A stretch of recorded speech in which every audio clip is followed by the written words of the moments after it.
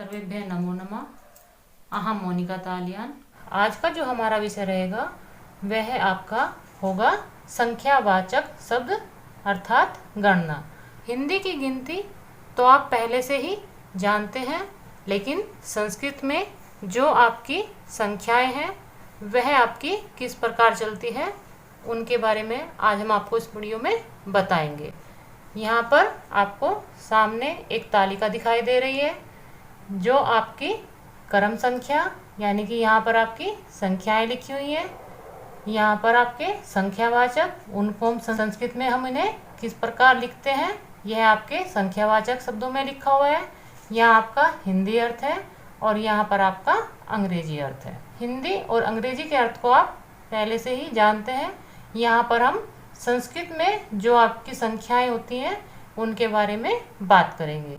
यहाँ पर आपको एक एक एक, यहाँ पर आपको एक 3 बार दिखाई दे रहा है, ऐसे ही आपको 2 3 बार दिखाई दे रहा है और आपका 3 और 4 भी आपको 3 3 बार ही दिखाई दे रहा है। इसका कारण है कि जो संस्कृत में संख्याएं होती हैं वह आपकी 1 से लेकर 4 तक वह आपके पुल्लिंग, स्त्रीलिंग और नपुंसकलिंग तीनों ही लिंगों में चलती हैं। पहले हम अपनी 1 से 4 तक की संख्याएं देख लेते हैं क्योंकि इनमें ही आपकी भिन्नताएं हैं। 4 से बाद की जो संख्याएं हैं वह आपकी सभी तीनों ही लिंगों में एक समान चलती हैं। यहाँ पर हम पहले अपनी 1 से 4 तक की संख्याएं देख लेते हैं। जो आपका पहला है एकः, यह आपका पुल्लिंग में है, एकम आपका नपुंसकलिंग में और एका आपका स्त्रीलिंग में। इसी प्रकार आपका 2 पुल्लिंग में, द्वे स्त्रीलिंग में और द्वे नपुंसकलिंग में है। 3 को देखेंगे त्रिय पुल्लिंग में, त्रियस्त्र स्त्रीलिंग में और त्रीणी नपुंसकलिंग में। 4 को भी हम देख लेते हैं चत्वारः पुल्लिंग में, चतस्त्र स्त्रीलिंग में और चत्वारी आपकी नपुंसकलिंग में। 4 तक संख्या देखने के बाद आप उससे आगे की संख्याएं देख लीजिए कि वह आपकी किस प्रकार चलती हैं। इसके आगे गणनावाचक शब्द सभी लिंगों में एक समान चलते हैं। कहने का यहाँ पर अर्थ है कि 4 से आगे जो आपकी संख्याएं होती हैं वह तीनों ही लिंगों में एक समान चलती है। जैसे आपका पंच, पंच शब्द है आपका, यह आपका तीनों ही लिंगों में एक समान चलेगा। पंच को आप इस प्रकार भी लिख सकते हैं और ऐसे भी। 6 है आपका षट, 7 सप्त, 8, 8 को आप अष्टौ और अष्ट दोनों ही रूप में लिख सकते हैं। 9 9 10 10। यहाँ पर आपकी 1 से 10 तक की संख्याएं पूर्ण होती हैं। आप इनका अभ्यास कीजिए। इस चित्र के माध्यम से हम आपको संख्याओं के भेद और भी आसानी से समझाने का प्रयास करेंगे। चलिए हम देख लेते हैं कि आपका एकः, एका और एकम यह आपके किस प्रकार प्रयोग होते हैं। एकः बालकः, एक बालक। एकः शब्द आपका पुल्लिंग के शब्दों के साथ प्रयोग होता है। एका बालिका, एक लड़की। यहाँ पर जो आपका एका शब्द है वह आपका स्त्रीलिंग के लिए प्रयोग हुआ है। एकम फलम, एक फल।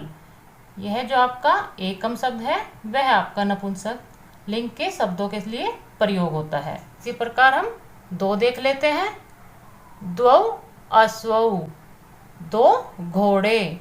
जो आपका द्वौ शब्द है वह आपका पुल्लिंग के शब्दों के लिए प्रयोग होता है। द्वे महिले, 2 महिलाएं। जो आपका द्वे शब्द है वह आपका स्त्रीलिंग के शब्दों के साथ प्रयोग होता है। द्वे नेत्रे, यहाँ आपको द्वे दिखाई दे रहा है। जो यह द्वे शब्द है यह आपका नपुंसकलिंग के शब्दों में प्रयोग होता है। यहाँ आपका त्रियः पुरुषः, 3 पुरुष। त्रियः जो शब्द है वह आपका पुल्लिंग के शब्दों के साथ प्रयोग हुआ है। त्रियस्त्र मालाः, 3 मालाएं।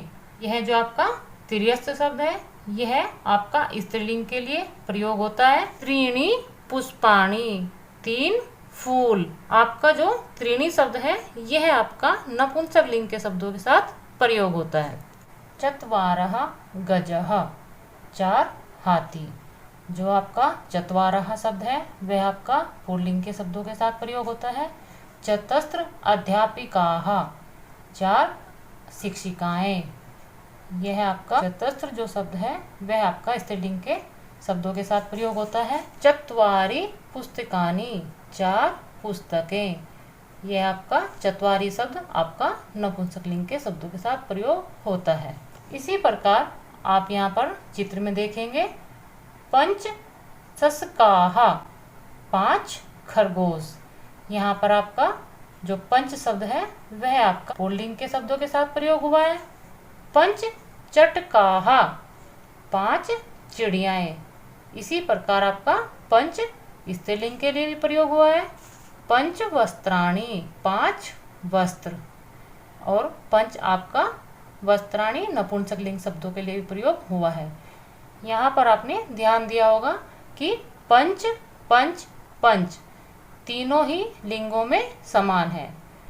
इनको हम इस तालिका के माध्यम से और भी आसानी से समझ सकते हैं।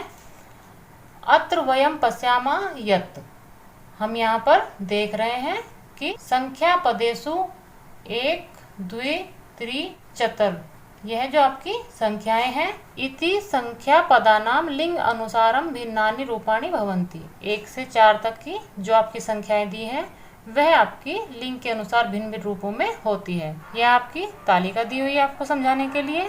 यहाँ पर आपकी संख्याएं लिखी हुई हैं।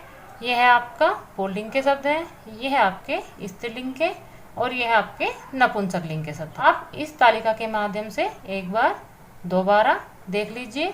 एकः, 2, 3, 4, यह जो आपके शब्द होंगे वह आपके पुल्लिंग में आएंगे। एका, 2, 3, 4, यह आपके स्त्रीलिंग में आएंगे। और एकम, 2, 3, 4, यह आपके नपुंसकलिंग के शब्दों के साथ आएंगे।